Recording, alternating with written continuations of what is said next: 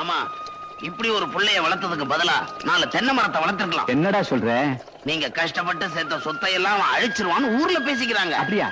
ஆமா, அவனுக்கு பொறுப்பு வரணும்னா அவன் வர சித்ரா பௌர்ணமி வரைக்குமாவது பட்டணத்துல பெரியவர் வீட்டுல தங்க வைக்கணும். இங்க இருந்தா எங்க அக்கா அவனுக்கு செல்லம் கொடுத்தே கெடுத்துருவாங்க. அவன் உருப்பிட மாட்டான். டேய், அங்க பாரு, நம்ம மணிமாற மாதிரி இல்ல? தம்பி, இப்படி உச்சி வெயில்ல கலப்பைய பிடிச்சு விழுதா அப்பா பார்த்தா என்ன நினைப்பாரு? பார்த்து பெருமைப்படுவார். டேய், என்னமோ பேசுனியே, அங்க பாடுறா. அவனுக்கு இருக்கிற பொறுப்புல 100ல 1 பங்காவது உனக்கு இருக்கா? அரஞ்சன தெரியுமா? வாடா.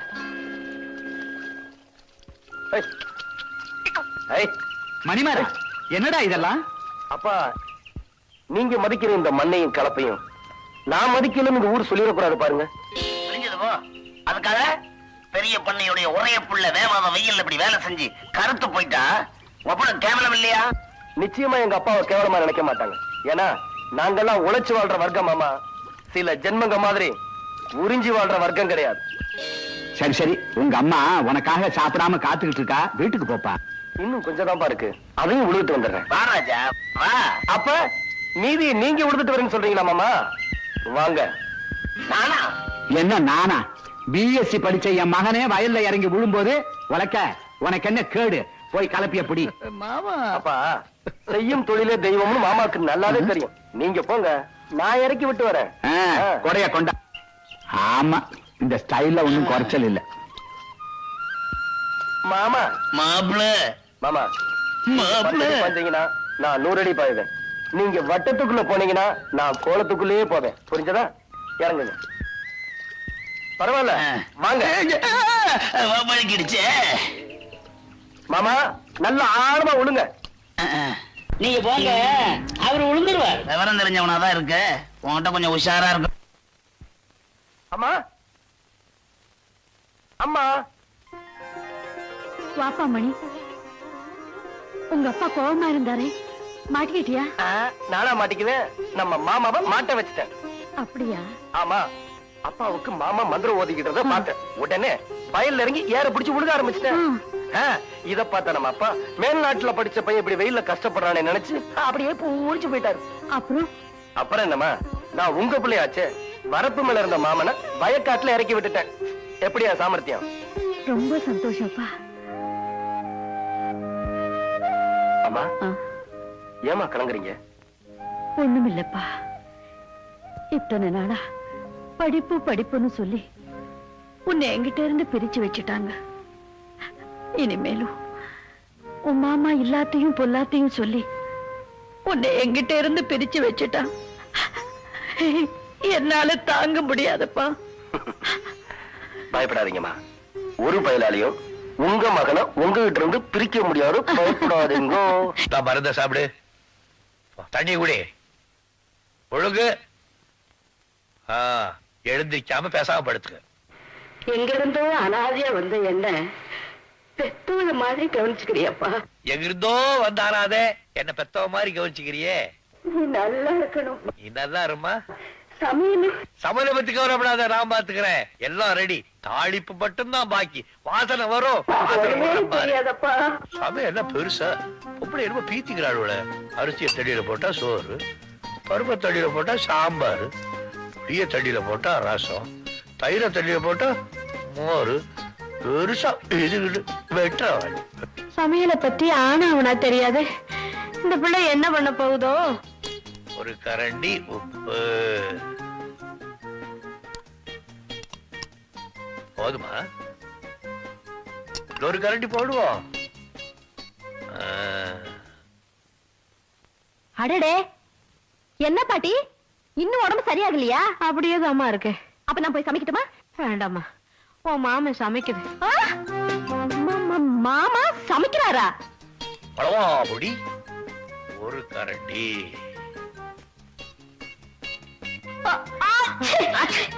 ஒரு கரண்டி போதுமா? அப்புறம் உப்பு சப்பு இல்லைன்னா எதுக்கு இன்னொரு கரண்டி போடுவோம்? ஐயா பாண்டியா. ஐயோ, என்ன ஏயா சாம்பார்ல மிளகா பொடியை நிறைய போட்டியா? போட்டேன். மீனாட்சி சாப்பிட மாட்டாப்பா காரம். என்ன கொஞ்சம் கருப்பட்டி போட்டா போகுது. கருப்பட்டி போய் சாம்பார்ல போடுவாங்களா? சாம்பார். ஐயா நீ பேசாம இரு, கௌரிய கூட்டி சமைக்க சொல்றேன். எவ்வளவு வேணாம், எவ்வளவு எனக்கு தேவையில்லை. நானே சமைச்சு நானே தங்கச்சிக்கு போடுறேன். உனக்கு கொஞ்சம் கொண்டாடுற பாரு. பாண்டியா, முக்காவாசி நான் செஞ்சுட்டேன். முடிவுல யாரோ வந்து பேர தேடிட்டு போறதுக்கா கௌரி இந்த மாதிரி செய்வாளா?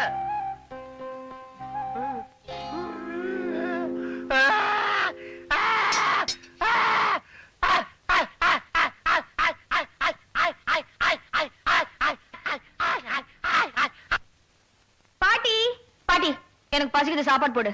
ஆமா அண்ணன் எங்க? உங்க அண்ணன் தான் இன்னைக்கு அண்ணன் சமையலா? ஒரு புடி புடிச்சிடுறேன். அண்ணே, ஹை, சாப்பாடு ரெடியா இருக்கே. நான் சாப்பிட போறேன்.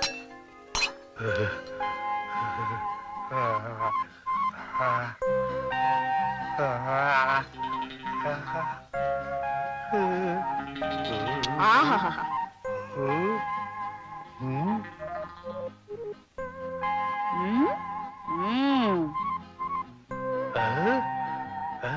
அண்ணே வாங்க, எவ்வளவு பிரமாதமா சமைச்சிருக்கீங்க. என்ன நீங்களே சாப்பிட்டு பாருங்க.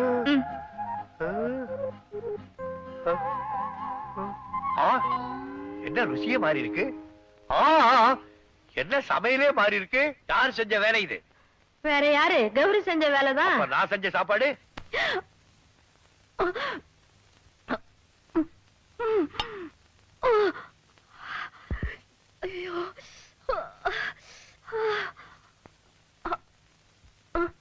ரொம்ப காரமா? இல்லையே. அப்படியா? அப்புறம் ஏன் கண்ணுல காவேரியா ஓடுது? அதெல்லாம் ஒண்ணும் இல்ல. இவ்வளவு அருமையா சமைக்கிறவரை புருஷனை அடைய இன்னும் நேரம் வரலையே நினைச்சு விடுற ஆனந்த கண்ணீரு. அப்போ என் அண்ணன் சமையல ருசிச்சு சாப்பிடுறேன்னு சொல்றீங்க. சாப்பிடுங்க, எனக்கும் கொஞ்சம் கொடுங்களேன். ஐயோ வேண்டாமா. ஏன் என் கண்ணிலையும் காவேரியா உடனே பயப்படுறீங்களா? அது விடுங்க. ஐயோ ஐயோ ஐயோ ஐயோ, முதல்ல சாப்பாடு தூக்கி போடுங்க, நாக்கு வெந்துடும். உங்க அண்ணன் கையால தாலி கட்டிக்கிற பாக்கியம் தான் எனக்கு கிடைக்கல.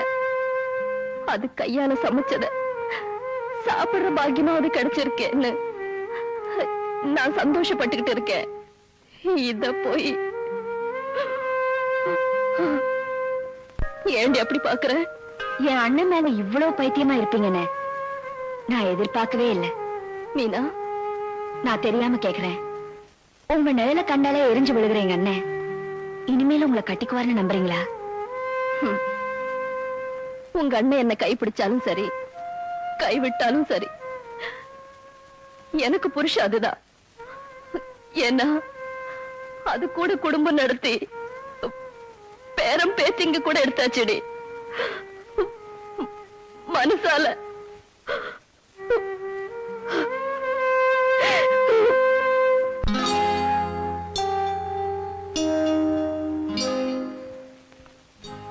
என்னம்மா? இந்த உலகத்துல நான் ஒருத்தி தான் என் அண்ணன் மேல அளவு கடந்து அன்பு வச்சிருக்கேன்னு பெருமைப்பட்டேன். பைத்தியக்காரி, நீ வெறும் அன்புதான் வச்சிருக்க, நான் அவர் மேல உயிரே வச்சிருக்கேன்னு ஒரு ஜீவன் சொல்லாம சொல்லிச்சு. யார சொல்றேன்னு பாக்குறீங்களா? உள்ளத்தால அழுது உதட்டால சிரிச்சுக்கிட்டு உங்களையே சுத்தி சுத்தி வராங்களே கௌரி, அவங்களதான் சொல்றேன். நினைச்சவன் கிடைக்கலன்னு கண்ணீர் விடுற பொம்பளைங்களை உங்களால காட்ட முடியும். ஆனா நினைச்சவன் கிடைக்கணுங்கிறதுக்காக உணர்ச்சிகளை தியாகம் செஞ்சு யாகம் வளர்க்கிற கௌரிகளை உங்களால காட்ட முடியுமா? உங்களுக்கு ஒரு பொண்டாட்டி வேணுங்கிறதுக்காகவோ இல்ல எனக்கு ஒரு அண்ணி வேணுங்கிறதுக்காகவோ கௌரிய கல்யாணம் செஞ்சுக்க சொல்ல. புனிதமான அன்பை செலுத்துற அந்த ஆத்மாவோட சாபத்துக்கு நீங்க ஆளாக கூடாதேங்கிறதுக்காக தான் சொல்றேன். அவளை நான் கல்யாணம் செய்துக்க முடியாது.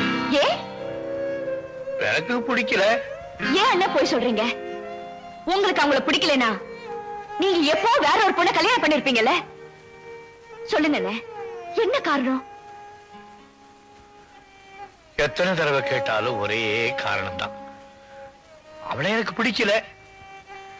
எங்க என் தலையில அடிச்சு சொல்லுங்க.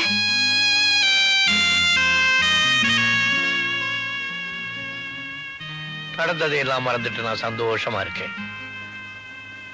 பல வருஷம் ஆச்சு, இப்ப ஏன் மறுபடியும் அதை ஞாபகப்படுத்துற? அண்ணே, தயவு செஞ்சு நான் கேட்டதுக்கு பதில் சொல்லுங்க. சொல்லுங்க அண்ணே. எனக்கு அவதான், அவளுக்கு நான் தான்னு நம்ம வீட்டு பெரியவங்க எல்லாம் முடிவு பண்ணி வச்சிருந்தாங்க. அப்போ அப்போ உங்க கல்யாணத்தை முடிச்சிருக்க வேண்டியதானே? நாங்க தயாரா தான் இருந்தோம். ஆனா கல்யாணத்துக்கு முன்னால யாரோ ஒரு பெரியவர் என் ஜாதகத்தை பார்த்துட்டு நான் அவளை கல்யாணம் பண்ணிக்கிட்டேன்னா என் ஜாதகப்படி அவ இன்னும் 3 மாசத்துல செத்து போயிடுவான்னு சொன்னாங்க. நான் ஜாதகத்தை நம்பல. ஆனா அம்மா என்னை கூப்பிட்டு, அட பாய் பயலே, உனக்காக அந்த பொண்ணு ஏன்டா சாகணும், இந்த கல்யாணம் வேணாம் நிறுத்திடுன்னு சொன்னாங்க.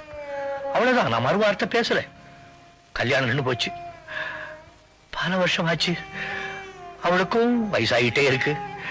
என்னை வெறுத்துட்டு வேற யாரையாவது கல்யாணம் பண்ணிங்கிறதுக்காக நான் அவளை திட்டி பாக்குறேன். அவன் மனசு நோம்படி அணந்து பாக்குறேன். அந்த பாவி பூனைக்குட்டி மாதிரி என் காலையே சுத்திட்டு இருக்கா. அவ இந்த வீட்டுல மட்டும் இல்ல, என் நெஞ்சுக்குள்ளே அவதான் இருக்கா. ஒன்று சொல்றேன், இந்த கட்ட வேகிற வரைக்கும் அவன் என் மனசு விட்டு போக மாட்டான்.